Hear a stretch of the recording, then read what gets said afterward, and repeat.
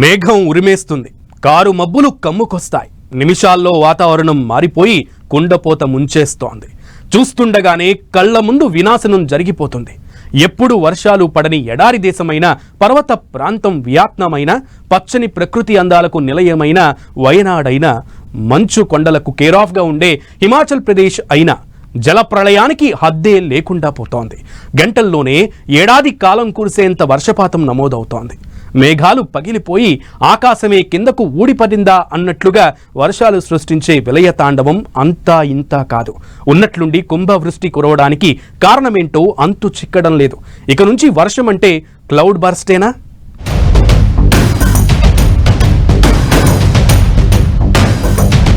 మేఘమై వచ్చి క్షణాల్లో ముంచేస్తున్న cloud burst. కుండపోత వర్షం, కుంభవృష్టికి కారణమేంటి? గంటల్లోనే జడివాన కురవడానికి రీజన్ ఏంటి? మేఘం, అది సృష్టించే బీభత్సం మాటల్లో వర్ణించలేనిది. ఒకప్పుడు వర్షం పడితే కొన్ని గంటలు, రోజులు. కాని ఇప్పుడు వాతావరణ పరిస్థితులు మారాయి. వర్షం అంటేనే భయపడే పరిస్థితి వచ్చేసింది. ఒకే చోట కొన్ని కిలోమీటర్ల పరిధిలో ఏకధాటిగా ఓ గంటలో కురిసే వర్షం సునామీలా ముంచేసి వరదలకు కారణం అవుతున్నాయి.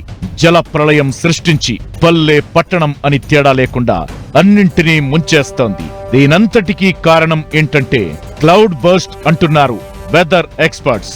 ఎడారి దేశం దుబాయ్ నుంచి పర్వత ప్రాంతం వియత్నాం వరకు, మంచు కొండల్లో ఉండే హిమాచల్ ప్రదేశ్ నుంచి ప్రకృతి చెక్కిన శిల్పం వయనాడ్ వరకు ఇవేవి క్లౌడ్ బర్స్ట్ కు అతీతం కావడం లేదు. మండే ఎండలకు కేర్ ఆఫ్ దుబాయ్.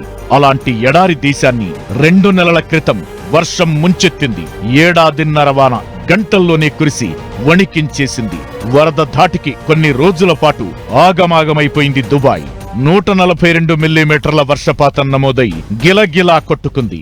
అతి తక్కువ వర్షపాతం నమోదయ్యే ఎడారి దేశమైన దుబాయ్లో కుండపోత వర్షాలకు క్లౌడ్ సీడింగ్ కారణమనే అభిప్రాయాలున్నాయి.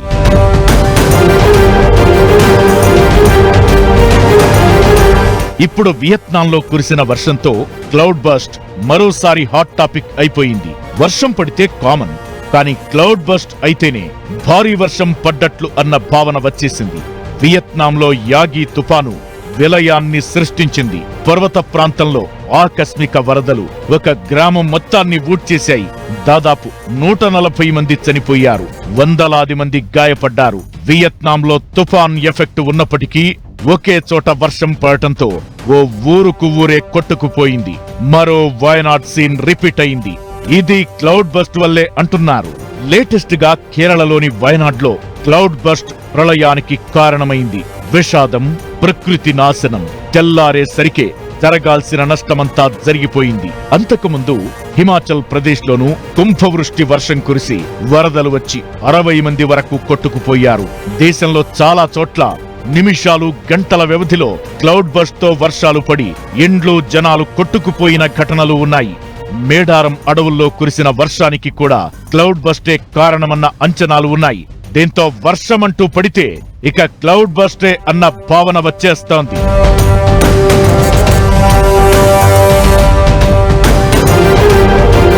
లేటెస్ట్ గా విజయవాడలోనూ భారీ వర్షం కురిసింది.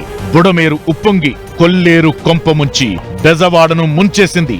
దీనికి క్లౌడ్ బర్స్టే రీజన్ అని ఎక్స్పర్ట్స్ అంచనా వేస్తున్నారు.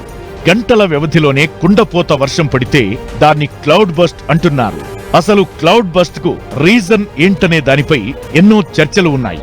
మేఘాలు పగిలిపోయినట్లు ఉన్నట్లుండి ఒక్కసారిగా ఏడాదిలో కురిసే వర్షమంతా గంటల్లోనే కురవడానికి చాలా కారణాలు చెబుతున్నారు సైంటిస్టులు. ఆకాశంలో ఎగిరే నదులు ఉన్నాయని, వాటి వల్లే క్లౌడ్ బర్స్ట్ జరుగుతుందని కొందరు అంటున్నారు. వాతావరణ పరిస్థితుల కారణంగా కొన్ని చోట్ల మేఘాలు ఢీకొని కుంభవృష్టి పడుతోందని చెబుతున్నారు ఎక్స్పర్ట్స్.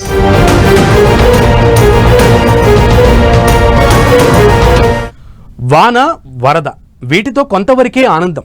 ఒక్కోసారి వాన సృష్టించే విలయం మాటల్లో చెప్పలేం. అందుకే జలప్రళయం వచ్చిందంటే చాలు క్లౌడ్ బర్స్ట్ అని ఫిక్స్ అయిపోతున్నాం. ఆకాశం బద్దలయిందా అన్నట్లుగా వానపడి ఓ ప్రాంతమే కొట్టుకుపోతోంది. దేశమేదైనా, ఏ ఏరియా అయినా ఈ మధ్య క్లౌడ్ బర్స్ట్ కామన్ అయిపోయింది. ఇంతకీ క్లౌడ్ బర్స్ట్ అంటే ఏంటి? ఎందుకు ఉన్నట్లుండి కుండపోత వర్షం కురుస్తుంది?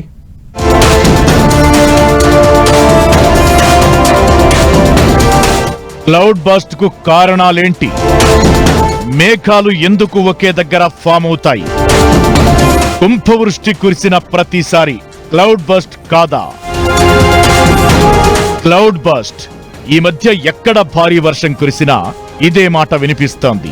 ఒకే చోట 100 మిల్లీమీటర్ల వర్షపాతం ఉండటం, ఒకే చోట 10-20 పైనే సెంటీమీటర్ల వర్షపాతం నమోదు కావడం, ఇదంతా కేవలం కిలోమీటర్ పరిధిలో వర్షాలు ఉండటాన్ని క్లౌడ్ బస్ట్ అంటున్నారు. ఒక చిన్న ప్రాంతంలో 1 నుంచి 10 కిలోమీటర్ల లోపు ప్రాంతంలో ఒక గంటలో 10 సెంటీమీటర్లు లేదా అంతకంటే ఎక్కువ వర్షం కురిస్తే దాన్ని మేఘాల విస్ఫోటనం లేదా క్లౌడ్ బస్ట్ అంటారు. ఒక్కోసారి ఒకే ప్రాంతంలో 1 కన్నా ఎక్కువ సార్లు క్లౌడ్ బస్ట్ నమోదు కావచ్చు. అలాంటి పరిస్థితుల్లో తీవ్ర నష్టం జరుగుతుంది. 2013లో ఉత్తరాఖండ్లో జరిగినట్లుగా భారీగా ప్రాణ నష్టం, ఆస్తి నష్టం జరిగే ప్రమాదం ఉంటుంది. అయితే కుంభవృష్టి కురిసిన ప్రతిసారి క్లౌడ్ బస్ట్ అని చెప్పలేమంటున్నారు వాతావరణ నిపుణులు.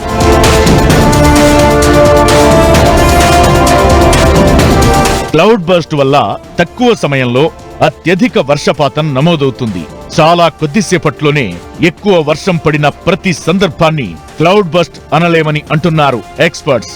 వరదలు భారీగా వచ్చినప్పుడల్లా క్లౌడ్ బస్ట్ అని నిర్ధారించలేమని, కొన్ని చోట్ల వాగులు వంకలు ఆక్రమణకు గురవడంతో వరదలు వస్తున్నాయని చెబుతున్నారు.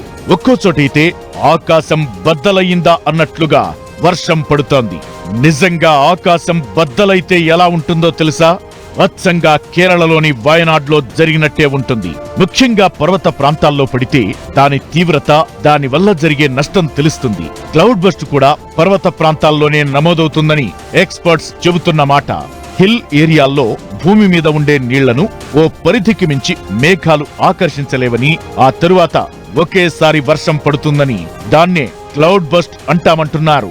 మొన్నటికి మొన్న వయనాడ్లో, తరువాత ఢిల్లీలో, ఆ తరువాత పలు ప్రాంతాల్లో కురుస్తున్న కుంభవృష్టి ధాటికి ఊళ్లకు ఊళ్లే నాశనమైపోతున్నాయి. ఆస్తి నష్టం గురించి చెప్పే సాహసం కూడా ఎవ్వరూ చేయలేని పరిస్థితి. టెక్నాలజీ అందుబాటులో ఉండటంతో ప్రాణ నష్టాన్ని వీలైనంత తగ్గించే ప్రయత్నాల్లో ఉంటున్నాయి ప్రభుత్వాలు. అయితే క్లౌడ్ బస్ట్ ప్రపంచానికి ముప్పుగా మారింది. ఉన్నట్లుండి ఏ సమయంలోనైనా కుండపోత వర్షం పడొచ్చు. అది క్లౌడ్ బస్ట్ గా మారొచ్చు. ఎక్కువ సార్లు క్లౌడ్ బస్ట్ ఏర్పడొచ్చు. వాతావరణ శాఖ కూడా కొన్ని గంటల ముందే క్లౌడ్ బస్ట్ గురించి అంచనా వేయగలుగుతుంది.